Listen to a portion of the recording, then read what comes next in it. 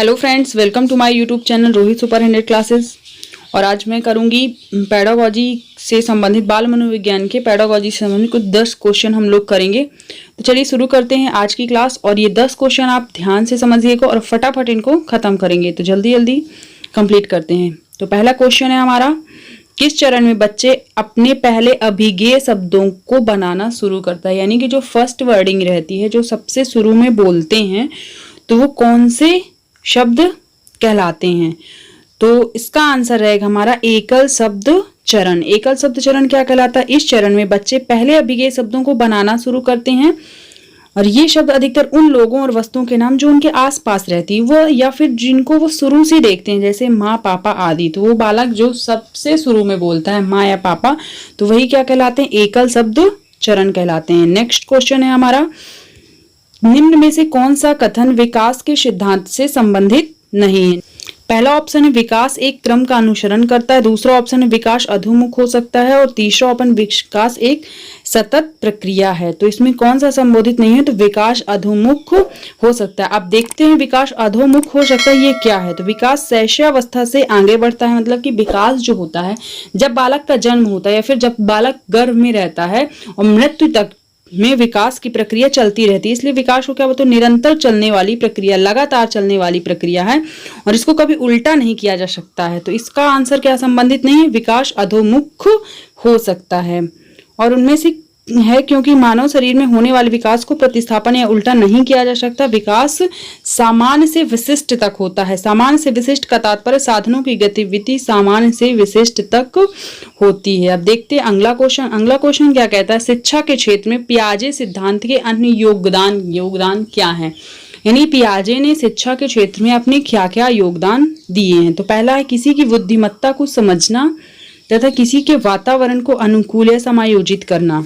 संज्ञानवादी थे पियाजे, मस्तिष्क के ज्ञान को ज्यादा वो देते थे महत्व। बच्चों के संज्ञानात्मक विकास और समाज की आवश्यकताओं के मद्देनजर सीखने के अनुभवों का उपयुक्त ढांचा प्रयुक्त करना। बच्चों को उनकी परिपक्वता या कालानुक्रम उम्र के विशेष स्तर पर विचार प्रक्रियाओं में हमें परिचित करना। तो चलिए देखते हैं इसका आंसर क्या है। तो इसका आंसर है उपरोक्त सभी। इसका आंसर क्या है? उपरोक्त सभी। फोर्थ नंबर क्वेश्चन देखते हैं। फोर्थ क्वेश्चन क्या है? निम्नलिखित में से कौन सा विकल्प लैंगिक रूढ़िवादिता का वर्णन करता है? तो ये बहुत ही इंपॉर्टेंट क्वेश्चन है। लैंगिक रूढ़िवादिता या लैंगिक भ्रांतियों से कई क्वेश्चन बनते हैं। तो इसका ऑप्शन है कपड़े धोने के विज्ञापन केवल महिलाओं को देना और मोटर बाइक के स्टंट से संबंधित विज्ञापन पुरुषों को देना। ये कोई जरूरी नहीं है। कपड़े धोने का भी पुरुष विज्ञापन दे सकते हैं और मोटर बाइक के स्टंट का भी पुरुष दे सकते हैं। ये कोई पर्टिकुलर किसी के लिए बना नहीं है। और फिर क्या है? कार और दूरी जैसे गणित कुछ अध्याय में हम देखते हैं कि महिलाओं की तुलना में अधिकतर पुरुष अधिक कार्य करते हैं। तो ये दोनों क्या है? लैंगिक रूढ़िवादिता। ऐसा कुछ नहीं है, दोनों महिलाएं भी कार्य कर सकती हैं और पुरुष भी कर सकते हैं। तो इसमें क्या होगा? ए और बी दोनों ऑप्शन सही होगा। हाँ, तो इसका आंसर क्या है? ए और बी दोनों। ये फोर्थ नंबर का। अब देखते हैं fifth number question. Fifth number question, स्तुति लंबी और भारी हो रही है, ये क्या कहलाता है?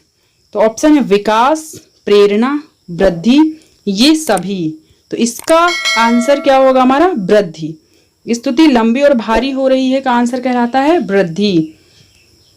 और 6 नंबर क्वेश्चन है, मध्य किशोरावस्था की अवधि क्या है? तो ये तो सबको पता होगा। मध्य किशोरावस्था शुरू होती है, उसके बाद जो मिड होती है मध्य किशोरावस्था, तो उसकी अवधि होती है 14 से 17 वर्ष। ये दिया 14 से 17 वर्ष इसका ऑप्शन आंसर।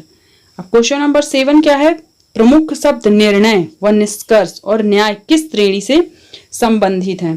तो निर्णय किस में ले सकते हैं हम, निष्कर्ष किस में निकाल सकते हैं और न्याय किस श्रेणी से संबंधित है? तो इसका आंसर रहेगा मूल्यांकन। जब हम किसी का मूल्यांकन करते हैं तो निर्णय लेते हैं, निष्कर्ष निकालते हैं और न्याय देखते हैं कि वो बालक कैसा है, न्याय पक्ष में उसका आंसर देते हैं। ये इसका आंसर रहा। और 8 नंबर क्वेश्चन है हमारा, कार्ल जंग के अनुसार, कार्ल जंग क्या एक वैज्ञानिक है, इनके अनुसार निम्नलिखित में से कौन सी एक अंतर्मुखी की विशेषता नहीं है? ये नहीं शब्द पहले ही देख लेना, नहीं बहुत गड़बड़ करता है, इसलिए नहीं में हाईलाइट कर लो। तो पहला ऑप्शन है प्रकृति में संकोची, सहज एवं शर्मिंदा हो जाना, नम्यता, स्वकेंद्रित। तो इसका आंसर होगा नम्यता। नम्यता अंतर्मुखी विशेषता नहीं है। नम्र भाव हम बाहर से भी दिखा सकते हैं।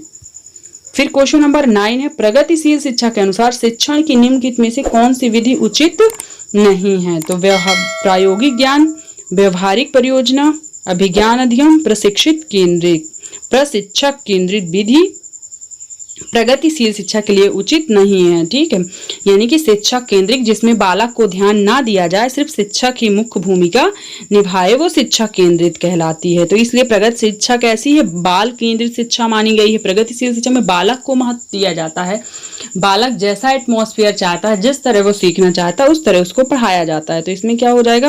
प्रशिक्षित केंद्रित विधि होगी।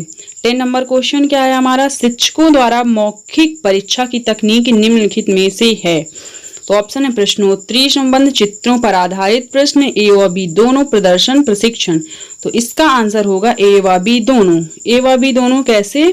प्रश्नोत्तरी संबंध भी होता है मौखिक में, हम पूछ सकते हैं ओरल टेस्ट जैसे, तो प्रश्न करके पूछ सकते हैं। दूसरा चित्रों पर आधारित प्रश्न कर सकते हैं। तो आज की क्लास अगर आप पसंद आए हो तो हमारे चैनल को लाइक, शेयर एंड सब्सक्राइब जरूर करें और ज़्यादा से ज़्यादा लोगों को शेयर करें। Okay, thanks.